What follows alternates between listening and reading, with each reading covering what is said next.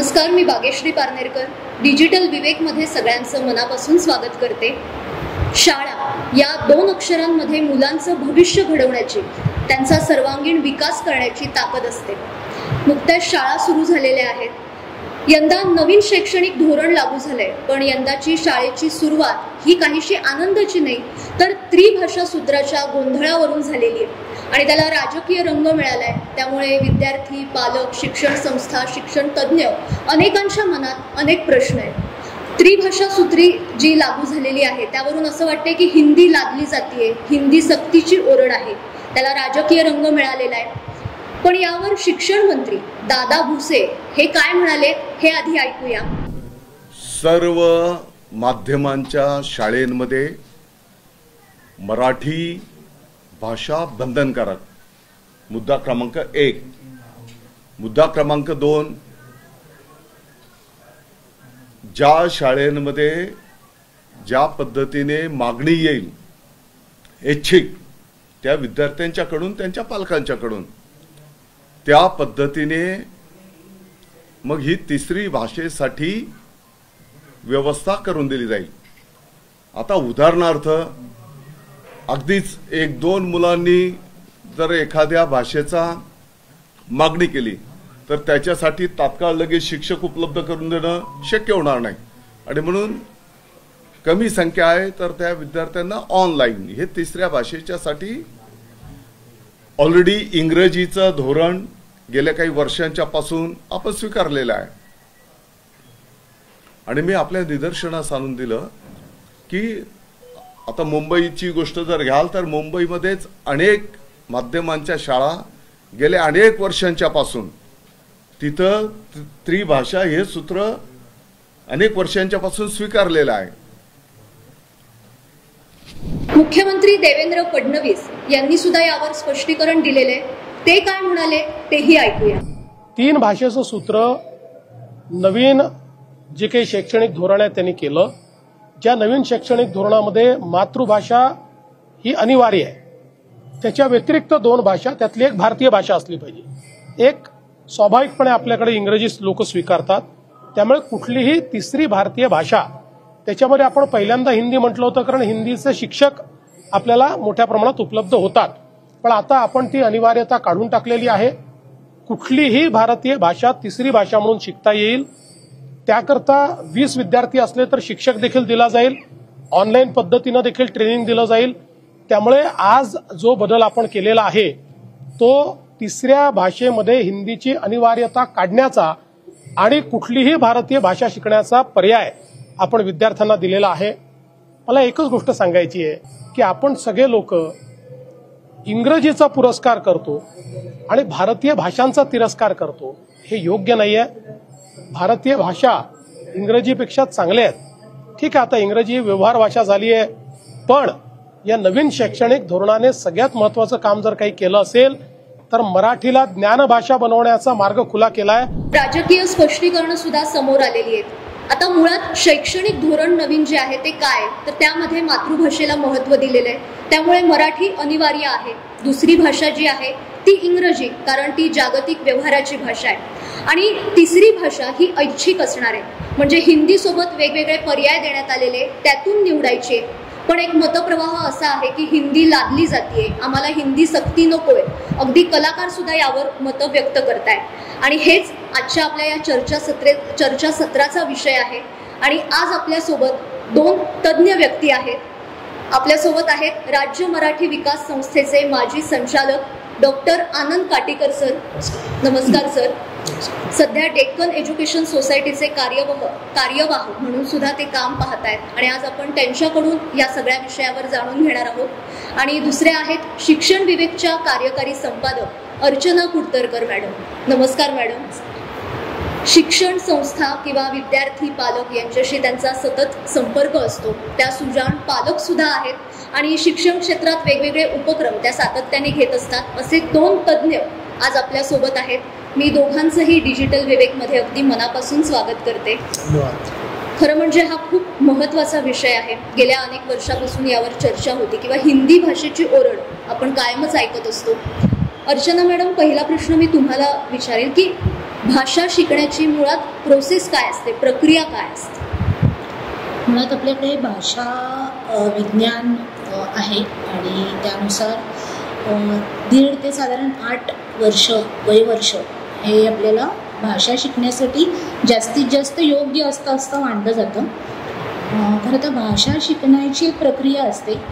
पहिली ती कानावर पडली की ती वाचायला येणं आणि लेखन ही सगळ्यात शेवटची पायरी असते. बोलायला येण्याचा एक टप्पामध्ये या सगळ्यामध्ये असतोच. तर अशी ती प्रवाहीपणे सहज सोपेपणाने होणारी प्रक्रिया असायला हवी आणि ती तशी झाली तर भाषा शिकण्यामध्ये एक मजा असते. ती मजा अनुभवायची असेल तर ही सगळी प्रक्रिया मुलाने लहान वयापासून किंवा जेव्हा कधी त्याची भाषा शिकण्याची सुरुवात होते तेव्हा ती सगळी प्रक्रिया त्याने अनुभवली पाहिजे. तर त्या सगळ्या प्रक्रियेतून तो भाषेकडे प्रेमाने, आनंदाने आणि आस्थेने पाहायला लागतो. खरं, कारण भाषा हेच मुळात संवादाचं माध्यम आहे आणि त्याविषयी प्रेम वाटलं, आत्मीयता वाटली तर ती आवड निर्माण होणार आहे आणि तर तो मुलगा ते शिकू शकणार आहे.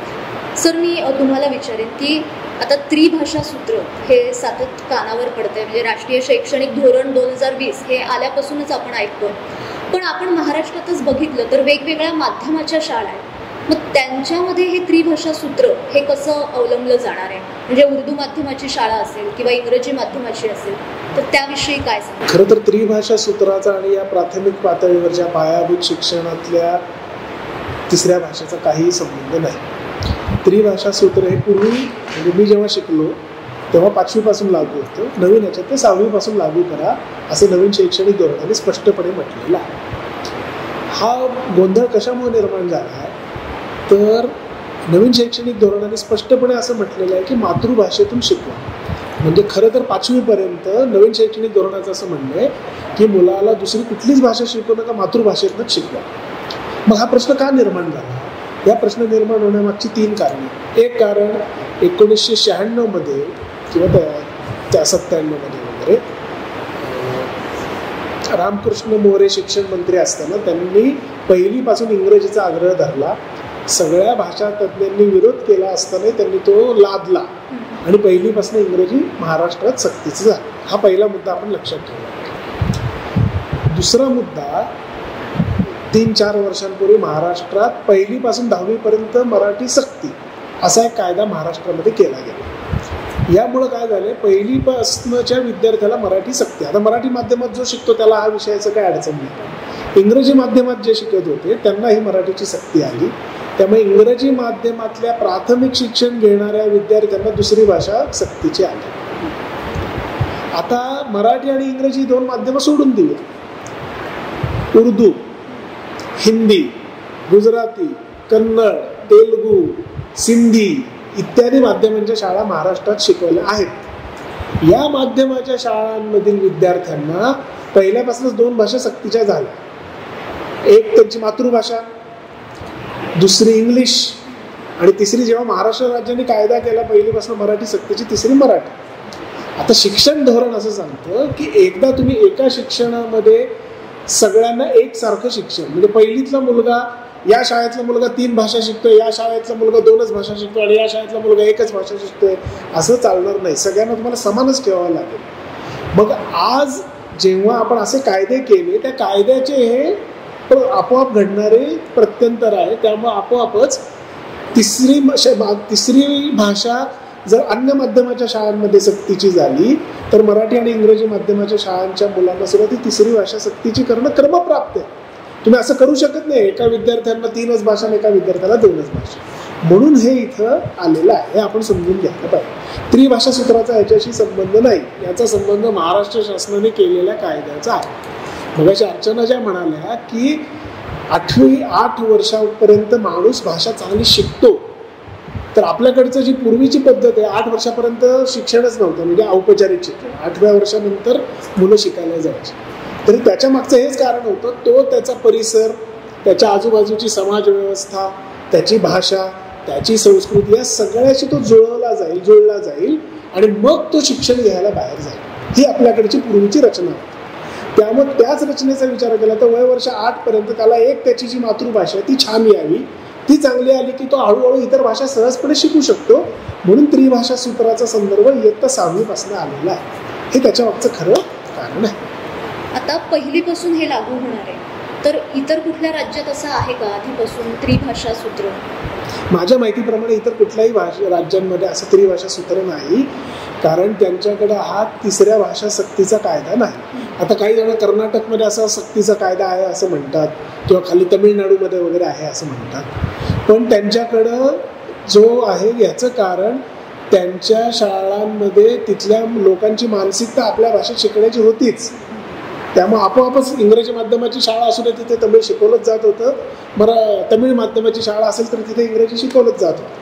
त्यामुळे आपोआपच तिथे 2 भाषा शिकतात, त्या तिसऱ्या भाषेचा संदर्भ तिथं नाही. महाराष्ट्रात मराठी सक्तीचा कायदा केल्यामुळं हा प्रश्न निर्माण झालेला आहे असं माझं मत आहे. आता याच्यावर प्रचंड गोंधळ आहे, म्हणजे आता राजकीय रंग मिळाल्यामुळे पालक सुद्धा गोंधळात पडलेत की नेमकं काय करायचं. पालकांशी तुमचा सतत संपर्क येत असतो, तर पालकांमध्ये नेमका काय मतप्रवाह आहे, त्यांना काय हवंय? त्यांच्याकडे विविध मतप्रवाह आहेत. कुणाला वाटते की माझं मूल एक भाषा अधिकची शिकेल, कुणाला असं वाटते की नको, आत्ता एक नव्याने भाषा शिकायला नको, कारण पहिलीला आल्यावर त्यांना इंग्लिश भाषा सुरू होते आणि त्यामुळे मग आणखी एक भाषा शिकायची आहे, तर मग त्याचा एक ताण मुलांवर येईल का, असा एक मतप्रवाह आहेच. आणि त्याही पुढे जाऊन मला असं वाटतं की आपल्याकडे एखादा विषय म्हणून जेव्हा आपण भाषा शिकवायला जाऊ तेव्हा पुन्हा मुलांकडनं पालकांनी काय करून घ्यायचं आहे असा एक प्रश्न नव्याने निर्माण होण्याची पुढच्या काळामध्ये शक्यता आहे. पुन्हा तेच की भाषा, आता सर म्हणाले तसं की इतर राज्यांमध्ये भाषा ती आपोआप ती सिनर्जी निर्माण झाली आहे, ती एक एकरूपता निर्माण झाली आहे शिक्षणासंदर्भातली, की आपली मातृभाषा यायला पाहिजे आणि प्लस एक कोणती तरी भाषा यायला पाहिजे असं एक ठरूनच गेलेलं आहे आपोआप. तर तसं आपल्याकडे नाही आहे. आता इंग्रजी शिकायची आहे, स्थानिक भाषेमध्ये इंग्रजी माध्यमातली मुलं शिक्षणच घेत नाही आहेत. जी त्यांची मातृभाषा आहे किंवा मातृभाषेच्या पुढे जाऊन बोलायचं झालं तर ती त्यांची परिसर भाषा आहे, त्या परिसर भाषेमध्ये देखील आज मुलं शिक्षण घेत नाही आहेत महाराष्ट्रामधली, तर ती एका परकीय भाषेमध्ये शिक्षण घेत आहेत. त्यामुळे त्या मुलांना आधीच येणारं प्रेशर आहे शिक्षण घेताना भाषेचं, आणि त्यात ही नवी भाषा आल्यावर काय करायचं असाही एक प्रश्न अनेक पालकांच्या मनामध्ये आहे. आणि त्या संभ्रमाला, त्या गोंधळाला अनेक पद्धतीने आपल्याला टॅकल करावं लागणार आहे. जर ही सक्ती अशीच राहिली तर वेगवेगळे प्रश्न त्यातून निर्माण होणार आहेत, पालकांना त्याची उत्तरं समाधानकारक द्यायला लागणार आहेत. आणि अर्थात एक मतप्रवाह असा आहेच की जसं इंग्रजी भाषा आली आणि त्याचं आक्रमण झालं आणि मग आपल्या भाषेवरचा एकूण लहेजा बदलून गेला, तर तसं हिंदी भाषेमुळे होणार आहे का असा एक प्रश्न या निमित्ताने उपस्थित होतोच आहे. तर त्याचं काय करणार असाही एक विचार आपण केला पाहिजे. या मुद्द्याला धरूनच मी विचारेल की आता याच्यावरच अनेक कलाकार सुद्धा व्यक्त होत आहेत की तोडकं मोडकं हिंदी आम्ही बोलतो, पण मुळात आत्ता सगळा विरोध आहे तो हिंदी सक्ती लादली जाते, हिंदीला विरोध. पण इंग्रजीमुळे सुद्धा मराठीची गळचेपी झालीच आहे ना. म्हणजे आज अशी अवस्था आहे की काही अंक जर मराठीत बोलले तर पटकन कोणाला कळत नाही, माझ्या वयाच्या पण अनेकांना. म्हणजे इंग्रजीमुळे कुठेतरी गळचेपी झाली असं का नाही कोणी म्हणत, हिंदीलाच का विरोध केला जातो? माझं तेच म्हणणं आहे. माझी मुलगी पुण्यामध्ये अक्षरनंदन नावाची एक प्रायोगिक शाळा आहे, त्यात शिकली. माझ्या मुलीला पहिलीपासून हिंदी शिकवत होते, तिचं काहीही नुकसान झालं नाही. अर्थात ही व्यक्तिसापेक्ष किंवा शाळासापेक्ष गोष्टी असतात. प्रत्येक मुलाचा बुद्धिमत्ता जो अंक असतो तो वेगळा असतो, बुद्ध्यांक, त्यामुळे त्याचा संदर्भ नाही. पण मुख्य मुद्दा असा आहे की भाषा शिकवण्याच्या काही पद्धती आहेत. आज सगळ्या पालकांची जी भीती आहे ती भीती काय आहे, अरे बापरे, म्हणजे आता माझ्या मुलाला 3 भाषांचा अभ्यास करावा लागणार, 3 भाषांमध्ये त्याला पास व्हावं लागणार. पहिलीपासून इंग्रजी जेव्हा आली तेव्हा ती येताना अनौपचारिक पद्धतीने शिकवायचं असंच ठरवून आली होती. त्याचं आपण वाटोळ करण्यास पुरेसे समर्थ आहोत. आपण त्याचं परत सगळ्यात मार्कात रूपांतर करून त्याच्या मार्कांवर भर देत असलो. तर भाषा शिकवायचीच असेल, आता परिस्थिती अशी निर्माण झाली की तुम्हाला सगळ्यांना एकसारखं आहे, तर ते अनौपचारिक पद्धतीने शिकवावी, त्याला मार्क देऊ नये, त्याला ग्रेडिंग करावं. म्हणजे मग त्या पाल्याच्या डोक्यावरचा जो भार आहे तो पण कमी होईल. आणि मराठी कलाकार व्यक्त होत आहेत वगैरे वगैरे सगळं खरं आहे, पण एका बाजूला इंग्रजीचा तुम्ही विरोध करत नाही आहात आज, कारण का ते 20 वर्षापूर्वी निर्णय झाला, आता काही करू शकत नाही असं तुम्ही म्हणता. दुसरं, इंग्रजी ही करिअरची भाषा आहे असं म्हणतात. मग हिंदी करिअरची भाषा नाही का? आज महाराष्ट्रातल्या मुलाला महाराष्ट्र सोडून अन्यत्र कुठेही जावं लागलं तरी त्याला हिंदीचा आधार घ्यावाच लागतो, कारण का तिथे त्याला व्यवहार करायचा असतो. खाली दक्षिणेत गेलं तरी सुद्धा त्याला हिंदीचा आधार घ्यावा लागतो. आणि असं सांगतात की दक्षिणेत नाही, मी स्वतः तंजावरमध्ये महिनाभर राहून आलोय. हिंदी लोकांना कळते तिथे, त्यांना पर्यायच नाही. जेव्हा दोन परस्परांना संपर्क करायचा आहे ना, तर थोडंफार हळूहळू सगळी, शेवटी हिंदी ही सगळ्यांना भारताला जोडणारी भाषा आहे, ही वस्तुस्थिती आहे. तुम्हाला आवडो ना आवडो, तुमचं मत असो नसो, हा एक मुद्दा जो आहे की त्या विद्यार्थ्याच्या डोक्यावरचा ताण तुम्ही वाढवताय का? जर परीक्षा केली तर ताण वाढेल. अनौपचारिक त्याला हिंदी कविता, आज मी एक वाक्य मराठीत बोलणार आहे, त्याचं तू उत्तर हिंदीत द्यायचं, तू मराठीत प्रश्न विचारायचा, मी उत्तर हिंदीत द्यायचं, अशा पद्धतीने शिकवत गेला तर त्याला ती भाषा काय साधारणपणे अंदाज येण्यापुरतं कळेल आणि ते अनौपचारिक स्तरावर असावे, असं माझं वैयक्तिक मत आहे. मग हा विरोध होणं, याला राजकीयकरण जे झालं त्याचा मी पूर्णपणे विरोध करतो, कारण यात कुठलाही राजकीय भूमिका नाही. लोक जे विरोध करत आहेत ते जाणून बुजून देशाच्या प्रगतीमध्ये खेळ घालण्यासाठी हा विरोध करतात, असं माझं स्पष्ट आरोप आहे. याचं कारण तुम्ही इंग्रजीची गळचेपी चालवून घेता. वर्षानुवर्ष तुम्ही जे सांगितलं 79 म्हटल्यावर लिहिता येणार नाही मुलांना, आदले मधले गोष्टी लिहिता येणार नाहीत, आकडे एवढंच नाही, तो बोलताना अनेक शब्द इंग्रजी वापरेल, मराठी शब्द उपलब्ध असताना सुद्धा तो इंग्रजी शब्द वापरेल. असं असताना मराठी भाषेची गळचेपी होत नाही का? तो शब्द वापरताना त्याची वाक्यरचना, ज्याला इंग्रजीत पॅसिव्ह व्हॉइस म्हणतात, तशी तो करायला लागलाय. हे इंग्रजीचं मराठीवरचं आक्रमण नाही का? कोणत्याही दोन भाषा शेजारी आल्या तर आपोआपच एका भाषेचा प्रभाव दुसऱ्या भाषेवर आणि दुसऱ्या भाषेचा प्रभाव पहिल्या भाषेवर हा पडणार आहे, त्याला पर्याय नाही. पण याचा अर्थ ते आक्रमण आहे असं म्हणून ऊर पेटण्यात अर्थ नाही असं मला वाटतं. नाही, हा मुद्दा खरंच खूप महत्त्वाचा आहे. एक प्रश्न हा पण आहे की या सगळ्या गोंधळात, म्हणजे आता हिंदी राष्ट्रीय भाषा आहे का वगैरे हा मुद्दाच नाही, काही जण त्याला मानतात, काही नाही मानत, पण हिंदी चित्रपट आपण आवडीने बघतो किंवा हिंदी सिरियल्स बघतो. पण आता या सगळ्या गोंधळामध्ये पालक, विद्यार्थी आणि शिक्षण संस्था हे भरडले जात आहेत, याविषयी काय वाटतं? खरं तर GR आल्यावर शाळांनी आणि शैक्षणिक संस्थांनी भरडलं जाण्याची काही गरज नाही, कारण ते त्यांना फॉलो करण्याची किंवा त्यांना ते अंमलात आणण्याचीच गोष्ट असते एकदा GR आल्यावर. विद्यार्थ्यांचं विचाराल का, तर त्यांच्या दृष्टिकोनातून आपण विचार केला तर त्यांच्यापर्यंत हे पोचतच नाही. त्यांना पहिल्या वर्षी ते शाळेत गेले, पहिलीला शाळेत गेल्यावर त्यांना हिंदी आली तर ते स्वीकारणार. म्हणजे सर म्हणाले की वस्तुस्थिती आहे की हिंदी येत नाही. त्यांना कार्टून फिल्म्स बघून किंवा रोज घरात लागणारा TV बघून त्यातून ते हिंदी भाषेची त्यांना सवय झालेली आहे. पुन्हा तेच की ती भाषा कशी शिकवणार आहे ह्याला अत्यंत महत्त्व प्राप्त होणार आहे. तुम्ही त्यासाठीच एक पर्यावरण तयार करून देणार आहात का? हिंदी सतत त्यांच्यावर कानावर पडेल आणि ती भाषा म्हणून शिकली जाईल का? ते पर्यावरण उपलब्ध करून दिलं तर मला वाटतं वेगळा ह्या सगळ्याचा परिणाम, आपल्याला चांगला सकारात्मक परिणाम बघायला मिळेल या सगळ्यातून. त्यामुळे विद्यार्थी भरडले जातील का, तर पहिलीला जाणाऱ्या विद्यार्थी त्याला भाषा दिसते आहे, ती आता शाळेत कानावर पडणार आहे, तो ते शिकणार आहे, तो ते ऐकणार आहे, समजून घेणार आहे. त्यामुळे मुलांनाही तितकासा हे होणार. तानाचं म्हणाल तर पुन्हा तसं सर म्हणाले तसं की ती परीक्षा पद्धती आली, लेखन आलं, त्याचे मार्किंग आले की त्याचा ताण जसं मुलांना येणार आहे तसं पालकांनाही येणार आहे. कारण पालकांवर त्यांची सगळी हे करून घेण्याची, तयारी करून घेण्याची, अभ्यास करून घेण्याची जबाबदारी असते. त्यामुळे तो पालकांवरही येणारा ताण आहे. एकदा शासनाने केलं की शाळा ते घेणार आहेत आणि मग शाळेने घेतलं की या सगळ्या गोष्टी सुरू होणार आहेत. पालकांनी एक सामंजस्याची भूमिका घेतली पाहिजे असं मला वाटतं. दरवेळी मार्क्स आणि त्या सगळ्या गुण वाढवण्याच्या ज्या प्रक्रियेकडे बघितलं जातं, ती स्पर्धा जी काही लावली जाते, त्याऐवजी भाषा मुळात काय असते हे समजून जर घेतलं आणि भाषेचा प्रवास काय असतो तो समजून घेतला, मूळ शिकण्याची प्रक्रिया समजून घेतली भाषा, तर त्या दृष्टीनेही ते सोपं होऊ शकतं. आणि त्यासाठी पर्यावरण निर्माण झालं तर अर्थात एक चांगला सकारात्मक परिणाम निश्चित दिसू शकतो याचा.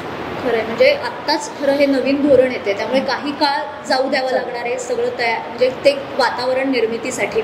पण आता जसं दादा हुसेननी पण हे स्पष्ट केलं की समजा वर्गात 20 विद्यार्थी, त्यांनी सांगितलं मला हिंदी शिकायची आहे तर आम्ही शिक्षक उपलब्ध करू. पण समजा 2च विद्यार्थी त्यांनी दुसरी भाषा सांगितली, समजा गुजराती, उर्दू, तर त्यांच्यासाठी आम्ही ऑनलाईन शिक्षक उपलब्ध करून देऊ. तर या सगळ्यामध्ये आता तुम्ही अनेक वर्ष शिक्षण क्षेत्रात आहात, तर काय वाटतं, काय नेमकं केलं पाहिजे? हे ग्रामीण भागात नीट राबवलं जाईल का? म्हणजे शहरात हे ठीक आहे ऑनलाईन होईल, पण मग सगळ्या स्तरावरचा विचार करायचा असेल तर मग मधला मार्ग काय? ऑनलाईन ग्रामीण भागात आता चांगल्या पद्धतीने पोहोचलेला आहे. डेटा स्वस्त आहे, शिक्षक स्वतःच्या मोबाईलवरनं करू शकतात. डिओलिंगो वगैरे सॉफ्टवेअर आहेत, त्यात तुम्ही दुसऱ्या कोणत्याही 2 भाषा शिकू शकता. जागतिक भाषा हिंदी त्यामध्ये आहे, इंग्रजी, हिंदी, जर्मन, फ्रेंच, वेगवेगळ्या भाषा त्यामध्ये तुम्ही शिकू शकता. त्यामुळे ती अडचण कुठल्याही परिस्थितीत नाही आहे. मुख्य मुद्दा काय आहे, एकदा ठरवलं पाहिजे. एका बाजूला तुम्ही मराठी करायचं, जे कलाकार ओरडत आहेत त्या कलाकारांची मुलं मराठी माध्यमात किती शिकतायत हा प्रश्न त्यांना विचारूया. आणि राजकारण्यांचंही तेच, आणि त्या राजकारण्यांना पण विचारूया. तुमची मुलं तुम्ही कॉन्व्हेंटमध्ये टाकणार आणि तुम्ही मराठीसाठी गळा काढणार. 11वी-12वीला तेव्हा शिक्षण मंत्री रामकृष्ण मोरे असताना 11वी-12वीला मराठी जो द्वितीय भाषा होती ती काढून IT टाकली. मग तेव्हा ती माहिती तंत्रज्ञान विषयाचं आक्रमण नाही का झालं मराठीवर? मग तुम्ही दरवेळेला आक्रमक आणि आक्रमण या पद्धतीने बोलायला लागलात तर चर्चाच थांबणार आहे. चर्चा सामान्य पातळीवर करूया. एक तर मराठी भाषेची सक्ती केली तो कायदा थांबूया, तिसरी नंतर ती सक्ती करूया, ते तयार होणार नाही. मग अनौपचारिक पद्धतीने भाषा शिकवा असं म्हणा, विषय सगळे संपून जातील. खूप दोन्ही बाजू विनाकारण ताणल्या जात आहेत, त्या ताणू नयेत. वैयक्तिक माझं मत असं आहे की एकाच शाळेत तुम्ही 5 भाषा शिकवा, भारतीय भाषा. केवळ हिंदी शिकवू नका. हिंदी शिकवा, महाराष्ट्रात जर तुम्ही असाल कन्नड शिकवा, शेजारची भाषा आहे. तेलुगू शिकवा, शेजारची भाषा आहे. गुजराती शिकवा, शेजारची भाषा आहे. कोकणी शिकवा, शेजारची भाषा, आणि शेजारची शिकवा. बंगाली शिकवा, उडिया शिकवा, आसामी शिकवा, तमिळ शिकवा. कधीतरी राष्ट्रीय एकात्मता म्हणून आपण विचार करणार का नाही आहोत? तुमचं मूल माहिती तंत्रज्ञान क्षेत्रात खूप चांगलं झालं, बंगलोरला गेलं नोकरीला, त्याला कन्नड आलं तर फायदा आहे की नाही? ते गेलं नोकरीला हैदराबादमध्ये, त्याला तेलुगू आलं तर फायदा आहे की नाही? ते गेलं नोकरीला दिल्लीला, तर त्याला हिंदी आल्याचा फायदा आहे की नाही? हा विचार कधीतरी करणार आहात का नाही? इंग्रजीचा तुम्ही आता मान्य केलं ना, इंग्रजीचा जो काही आता फास लागलेला आहे मराठीला तो सगळ्यांनी मान्य केलेला आहे आणि लोक सुखाने ती आत्महत्या करायला तयार आहेत. तर मग आज हा जो विषय का आला हे लक्षात घेऊन आपण तडजोडीची भूमिका दोन्ही बाजूंनी स्वीकारली पाहिजे. औपचारिकतेचा आग्रह टाळून अनौपचारिकतेकडे गेलं पाहिजे असं मला वाटतं. हाच प्रश्न तुम्हालाही विचारेल की तुम्हाला काय वाटतं आता या क्षणाला तुमचं मत, की तिसरी भाषा किंवा इतर भाषा शिकवल्या पाहिजे का, किंवा त्या शिकवणार असतील तर त्याच्यासाठी काय? मुळात मला असं वाटतं की तू म्हणालीस तसं की 20 विद्यार्थी असतील तर ती भाषा त्या शाळेमध्ये शिकवली जाईल. तर मला असं वाटतं की त्याचा एक उलटा नियम केला की आमच्या शाळेमध्ये 4 भाषा आहेत, यातली तुम्ही निवडा, असा जर एक सोपा पर्याय दिला तर या सगळ्याचा एक जो तापलेला तवा आहे तो थंड होईल असं मला स्वतःला वाटतं. आणि त्याचबरोबरीने भाषा सर म्हणाले तसं तो जो एक तांत्रिक मुद्दा आहे की मराठी अनिवार्य केल्यामुळे प्रत्येक शाळेला 3 भाषा, मुलाला प्रत्येक भाषा आल्या पाहिजेत 3, तर तो मुद्दा लक्षात घेतला तर पहिलीपासून देखील सुरुवात करायला हरकत नाही. पण पुन्हा मुद्दा तिथेच येऊन थांबतो आहे की आपण भाषा शिकवणार कशी आहे, म्हणजे ती शिकवणार आहोत की ती मुलाला सहज येईल असा प्रयत्न करणार आहोत, आणि ती सहज येण्यासाठी किती गोष्टी करणार आहोत, तर त्या किती गोष्टी करणार आहोत आणि त्या कोणत्या करणार आहोत यावर सगळा फोकस जर दिला तर हे सगळं गणित थोडं सोपं होईल असं वाटतंय. खरंय, मला वाटतं इतके दिवस त्याच्यावर इतक्या वेगवेगळ्या बातम्या येत होत्या, त्यामुळे वेगवेगळी मतं येत होती, पण आजच्या या चर्चेतून एक सार जो म्हणतो आपण, एक सुवर्णमध्य म्हणतो, तो समोर आलेला आहे. आणि मी खरंच साप्ताहिक विवेककडून तुमच्या दोघांचे सुद्धा अगदी मनापासून आभार मानते की सोप्या भाषेत तुम्ही भाषा किंवा आत्ताची जी सगळी परिस्थिती आहे ती उलगडून आमच्या समोर ठेवली. कारण ती समोर येणं, त्यातल्या बारीक बारीक गोष्टी समोर येणं हे खूप गरजेचं आहे.